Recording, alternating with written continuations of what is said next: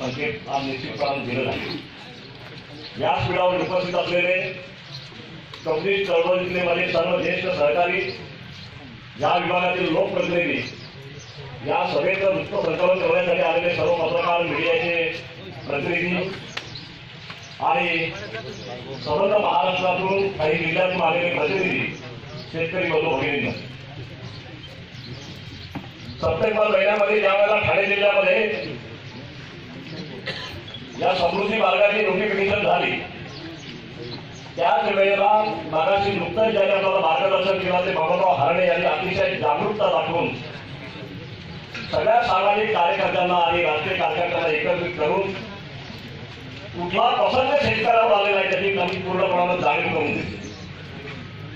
आणि त्याच वेळेला माझ्या लक्षात आलं की हा आंदोलनाकडे राजकीय दृष्ट्या बघून फायदा होणार नाही, तर खऱ्या अर्थाने ह्या महाराष्ट्रामध्ये हे आंदोलन जर यशस्वी करायचं असेल तर ह्या आंदोलनाकडे आपल्याला पक्ष बाजूला ठेवून, जाती बाजूला ठेवून, धर्म बाजूला ठेवून बघावं लागेल। आमची जात एकच, ती शेतकऱ्याची जात आहे असं समजून याच्यामध्ये उतरलं पाहिजे।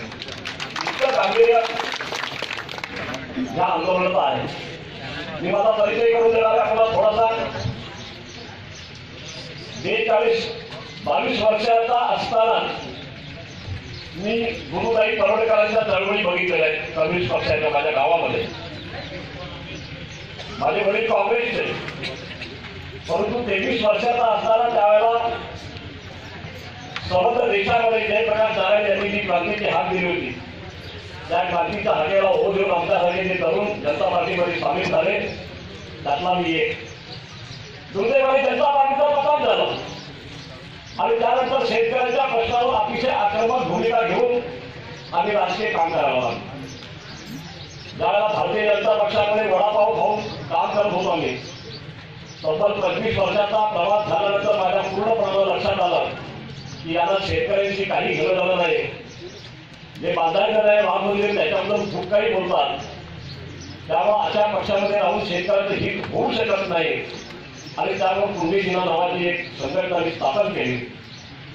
कुंभी हा शब्द शेतकऱ्याचा आहे, त्याला जात पात धर्म पंथ नसतो आणि सेना म्हणजे 12 माणूस राहायचे असतात। आम्ही ज्यावेळेला शेतामध्ये उतरतो त्यावेळेला आम्हाला कोणीतरी नांगर बनवून देतो, त्याला फाळ लावून देतो, आम्हाला कोणी बळती घालून देतो, आम्हाला कोणी चपला बनवून देतो। शेतकऱ्यांचे जे समग्र प्रश्न ऐकण्यावर आहेत त्याला न्याय द्यावा ह्या उद्देशातून समग्र शेतकरी वर्ग एकत्रित करण्याच्या दृष्टिकोनातून आम्ही एक मोठी चळवळ उभी केली आणि जमीन, पाणी, रोजगार आणि विकासाच्या प्रश्नावर दमदार लढाई सुरू केली। विस्थापितांचे प्रश्न असू द्या, माझ्या आंदोलनामध्ये आतापर्यंत सगळ्यात ज्याचा मी उल्लेख करेन की बेदखलमुळांचा सगळ्यात मोठा लढा रेल्वे रोखण्याचे रस्ता रोखण्याचा, एका वेळेला 2 लाख माणसं रत्नागिरी जिल्ह्यामध्ये आम्ही त्या लढाईसाठी उभी ठेवली। शेतकऱ्याला कर्जमाफी मिळाली, याच्यासाठी एकेका वेळेला 7-8 हायवे अडवले।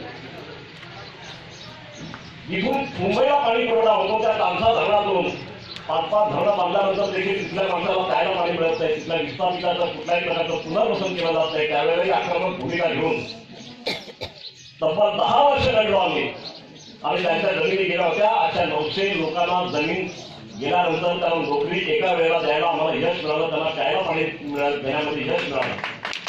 परंतु एवढ्यावर आमचं समाधान नाही।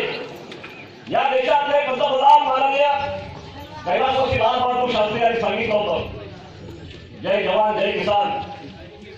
आज या देशामध्ये शेतकऱ्यांच्या आत्महत्या होतात, सीमेवर असलेले जवान सुरक्षित नाही, रोज त्यांची प्रयत्न येतात। आम्ही देशाला सन्मान दिला, आम्ही देशाला पोचण्याचं काम केलं, आज आमच्या अवस्था काय आली। या समृद्धी मार्गाच्या आंदोलनामध्ये मी अतिशय गांभीर्याने पाहतो, मला अभिमान वाटतो। अभिमान वाटावा अशा पद्धतीचं एक आंदोलन आता या ठिकाणी उभं राहिलेलं आहे आणि एकाच वेळेला महाराष्ट्रामध्ये 10 जिल्हे एकत्रित येऊन संघर्ष समितीच्या माध्यमातून हा लढा लढवित आहे। आदरणीय ठाकरे साहेबांनी मी मनापासून धन्यवाद देणार। एक सरकारी अधिकारी असताना देखील, म्हणजे आता ते माजी झालेलं आहे, पण आता माझ्याशी ते मला हसत होते ते इतकं जाहीररित्या पटलावर आणून माझं पेन्शन थांबवण्याचा जो विचार करायला म्हणतात, पण अशी त्यांनी कोणी दाखवत नाही, दाखवली त्यांनी। आणि तुम्ही फार सुखी आहात, मला तुमचा हेवा वाटतो की तुमचा लोकप्रतिनिधी जाहीरपणानं समाज बाळगतात.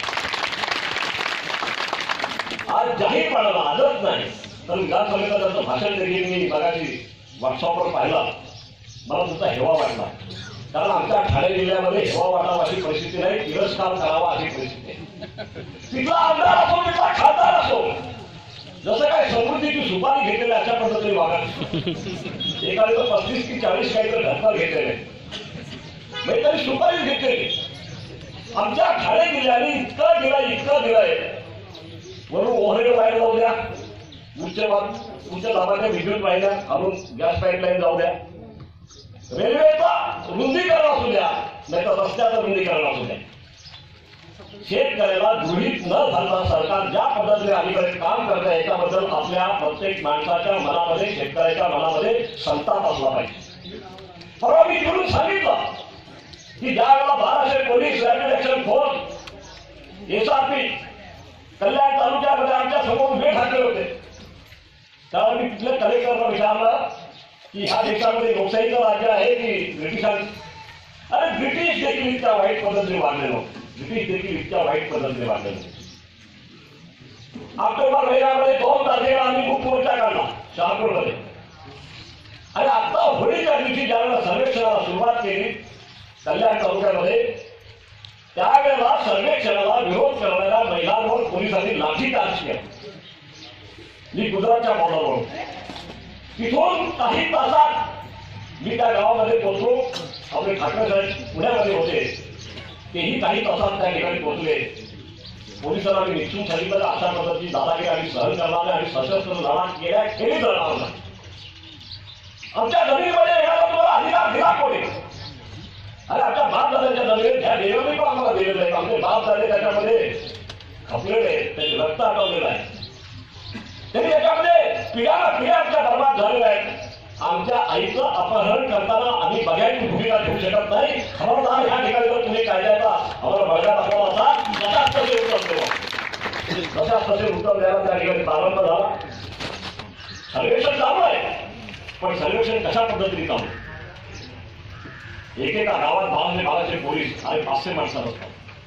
आता आसपासचे सगळे शेतकरी जागे झालेले आहेत. एखाद्या गावाला जर सर्वेक्षण सुरू झाला तर 4-4, 5-5 हजार शेतकऱ्यांचा बाप समोर येतो. सरकारचा पुन्हा काही करण्याची हिंमत तिथं होत नाही. मात्र हा रस्ता तरी करायचाच ठरवलेला आहे. मात्र हा रस्ता होऊ द्यायचाच नाही हे ठरवण्यासाठी आपल्याला 26ला शहापूरला यावं. काहींच्या मनामध्ये शंका येईल की शहापूर हे ठिकाण आपण का पकडलं. यांनी ह्याला त्या मार्गाने कायद्याची दडपशाही वापरून आपल्या जमिनीचं सर्वेक्षण केलं तर कागदावर दाखवलंय. परंतु प्रत्यक्षात त्यांचे अधिकारी ज्या वेळेला वृत्तपत्रामध्ये त्यांची प्रेसनोट देतात त्यावेळेला ते असं म्हणतात की शेतकऱ्यांनी आम्हाला संमती दिलेली. बाबा हवळे जे सांगितलं ते 100% खरं आहे. आपण ह्या ठिकाणी सर्वेक्षण रोखलंय, पण मला भीती आहे की आपल्या गावात लष्कर आणून ते करतील. कारण गडकरीने आणि फडणवीसने हे सगळं कायच ठरवलेलं आहे. पूर्वी भारतीय जनता पक्षाला ही कम्युनिस्ट मंडळी भांडवलदारांचा पक्ष सांगायची. मी लहान होतो त्याच्यामुळे मला ते कळायचं नाही.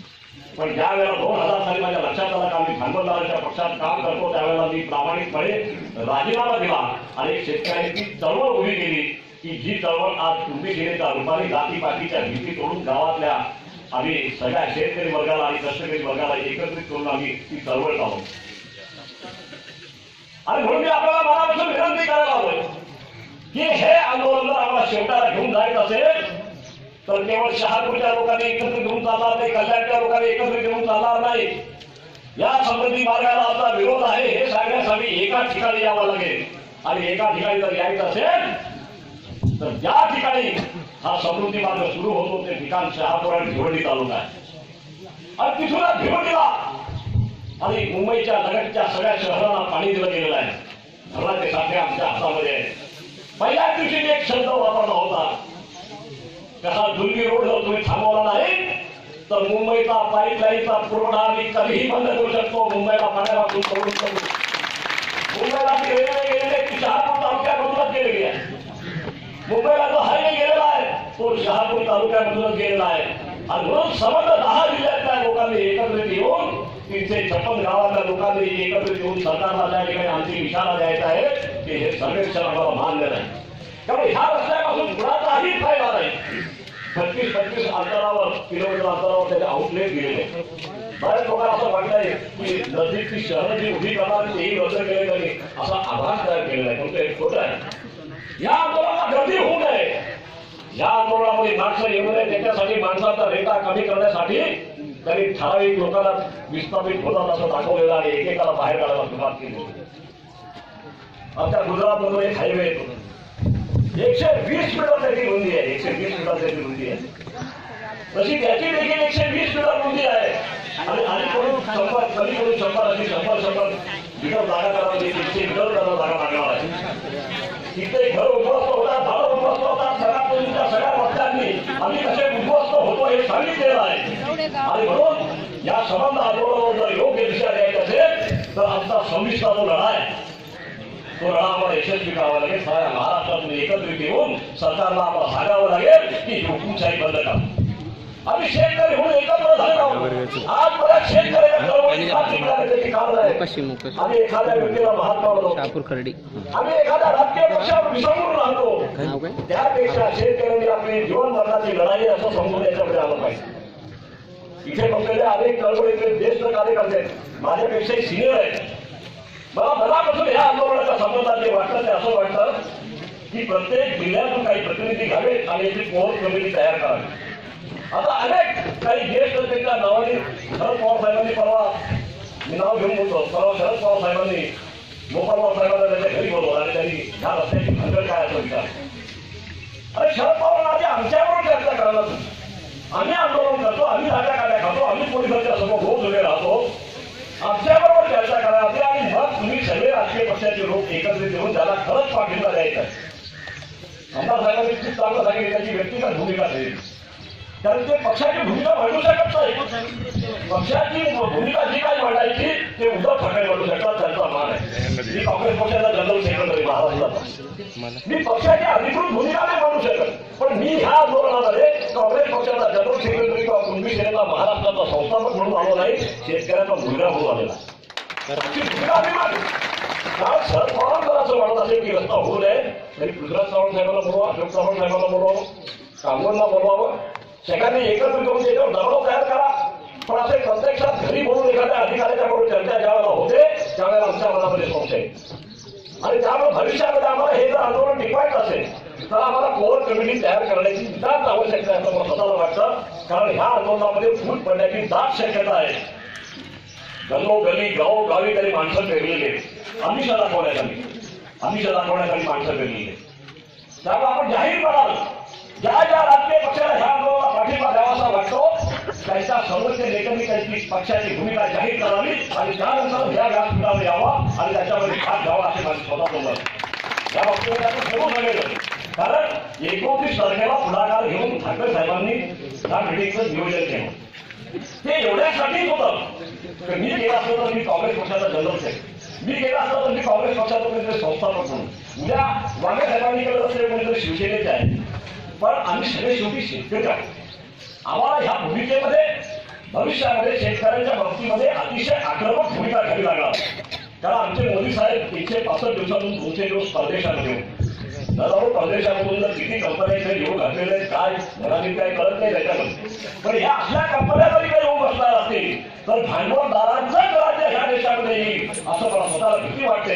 त्यामुळे शेतकऱ्यांचं एक भक्कम व्यासपीठ निर्माण करण्याच्या दृष्टीकोनातून आपण या संबंध आंदोलनाकडे पाहतो. त्यामुळे 26 तारखेचा जो काही शहापूरचा आता कार्यक्रम आहे तो संपूर्ण भविष्यामध्ये यशस्वी करावा.